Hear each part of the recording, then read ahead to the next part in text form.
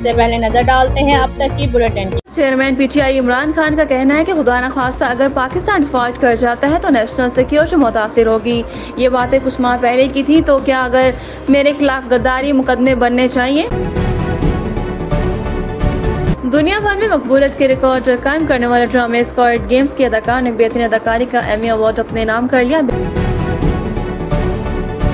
International cricket से retirement लेने वाले पाकिस्तान कौमी टीम के फास्ट बॉलर मोहम्मद आमिर इन दिनों कैरिबियन प्रीमियर लीग के मैच में कामयाबी के झंडे गाड़ रहे हैं।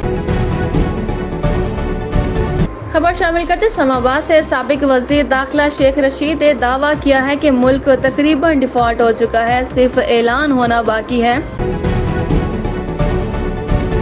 इस्लामाबाद सऊदी अरब की जान से सैलाब मुतासरीन के लिए आज 100 टन इमदाद पाकिस्तान भेजी जाएगी।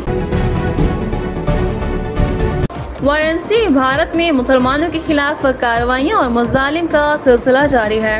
अदालत ने बनारस की एक मस्जिद में पूजा की इजाजत देने के लिए दरख्वास्त समाअत के लिए मुकर्रर कर दी, जिसके जवाब में मुसलमान भी डट कर खड़े हो गए।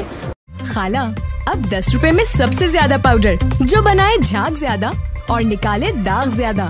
आज तो बड़े चमक रहे हो। वाह, क्या बात है। बोनस की